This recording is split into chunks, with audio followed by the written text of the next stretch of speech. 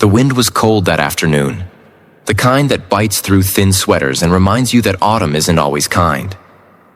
In the middle of the park, a little girl sat on a wooden bench beside her mother, clutching a threadbare blanket around her shoulders. Her cheeks were pink from the chill, and her small voice trembled as she whispered something that pierced the quiet air like a broken note. "Are we bad people, Mama?" The woman beside her looked down, eyes full of tears she tried to hide. Before she could answer, a man sitting a few benches away, holding a sandwich wrapped in brown paper, heard those words, and his world suddenly stopped moving. If you believe kindness still has the power to change lives, to heal broken hearts, and to rewrite the stories of people who've been forgotten, then please take a moment to like this video, share it with someone who believes in second chances, and subscribe to our channel. Because today's story will remind you, goodness still lives among us. Ethan Cole had come to the park simply to eat his lunch in peace. A single father, he'd been juggling 2 jobs since his wife Claire passed away 2 years ago. His life revolved around his 7-year-old son Noah, and the little moments they managed to share between school, work, and exhaustion. But as he watched the mother and daughter on the bench a few yards away, he felt something stir deep inside him. Something that reminded him of his own struggles, those nights when Noah had asked him if everything would be okay, and Ethan hadn't known what to say. The woman, maybe in her late 20s, looked tired. Her sweater had small holes near the sleeves, her hair was tied up loosely, and her face carried the quiet pain of someone trying to stay strong for far too long. The girl, no older than 6, had innocent blue eyes that still held hope, even though life hadn't given her much reason to.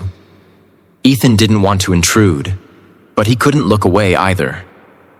When the little girl asked that question again, this time louder, his chest tightened.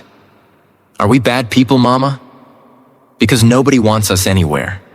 The mother's lips trembled as she pulled her daughter close. "No, sweetheart," she said softly. "We're just unlucky right now." She tried to smile, but her voice cracked at the edges.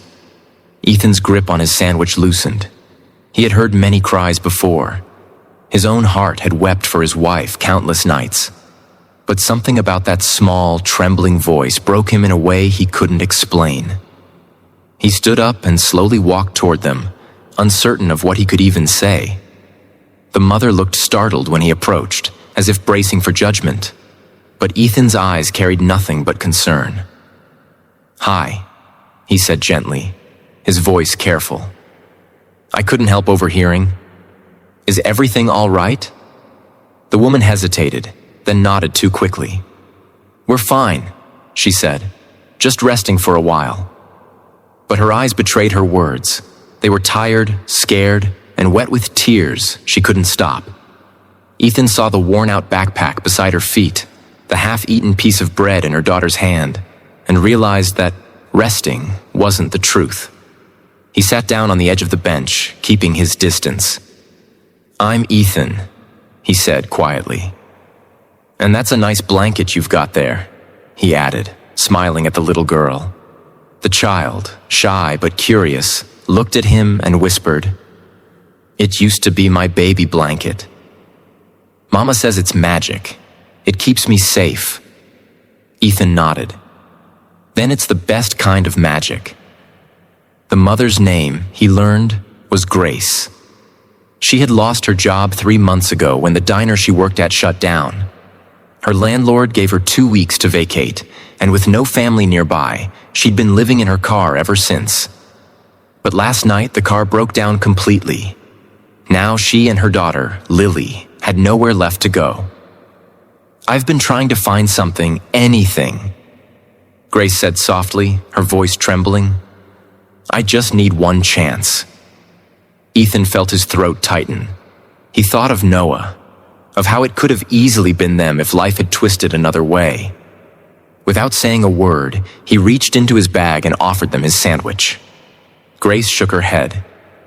"We can't take that." "Yes, you can," Ethan said gently. "It's just a sandwich. I can get another one." Lily's eyes lit up when her mother finally accepted it.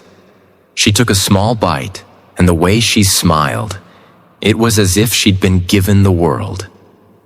Ethan sat silently for a while, watching them eat. The park was full of laughter from other families, but for Grace and Lily, it felt like the world had forgotten them.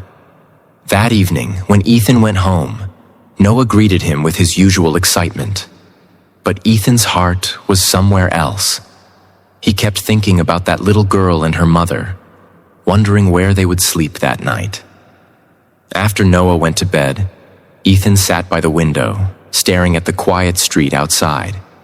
He remembered how people had helped him after Claire's death. Neighbors who brought meals, co-workers who covered shifts. Back then, he had promised himself that someday he would pay that kindness forward. Maybe this was his moment.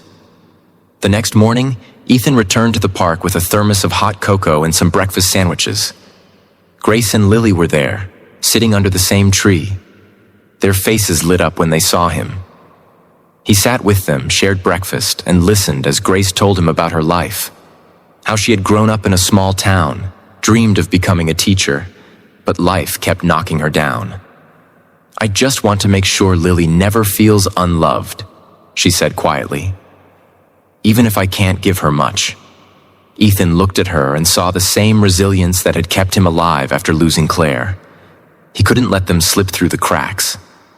That day, he called a friend who managed a small cafe nearby and asked if they needed help.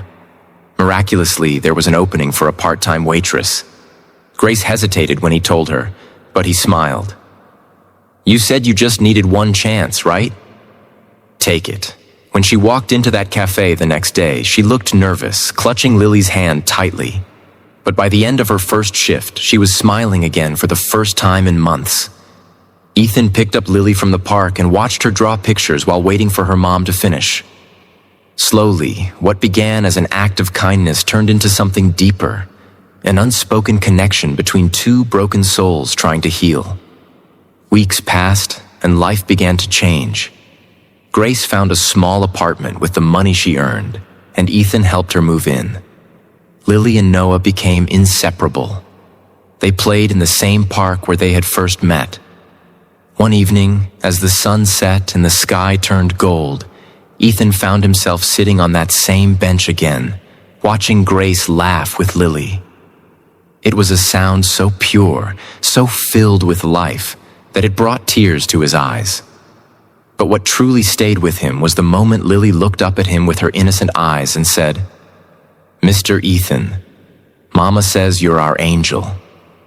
He smiled and said, "Maybe we're all just angels for someone else, Lily." That night, Grace stood by the door as Ethan got ready to leave. "You didn't have to help us," she said softly. "But you did." "Why?" Ethan looked at her for a long moment. "Because once someone helped me when I thought I had nothing left," he said. "And because your little girl reminded me what real strength looks like." Tears filled her eyes. She stepped forward and hugged him tightly. It wasn't romantic, not yet. It was something more sacred. It was gratitude, humanity, and hope all woven together. Months later, Christmas lights glimmered across town. The cafe was busier than ever, and Grace had become one of the most beloved workers there. Ethan and Noah came by often, bringing small gifts for Lily. On Christmas Eve, as snow began to fall, Ethan invited them to spend the evening with his family. That night, laughter echoed through his home again, and for the first time in years, it felt whole. After dinner, while the children played by the tree, Grace sat beside Ethan on the couch. "You changed our lives," she said. "You didn't even know us, but you gave us a reason to believe again." Ethan shook his head. "You did that yourself," he said gently. "All I did was listen." Outside, snow covered the streets in a soft white blanket. The world seemed quiet and forgiving, as if every broken heart had found a place to rest. Grace looked at him and whispered, "You know what Lily asked me today?" She said, "Mama, do you think we're bad people?" I told her, no, baby.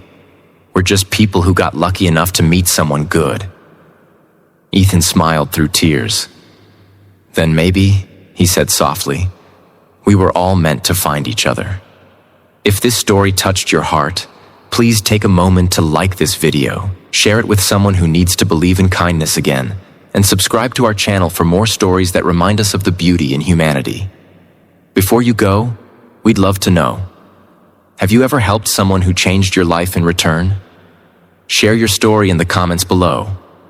And remember, sometimes the smallest act of kindness can heal the deepest wounds.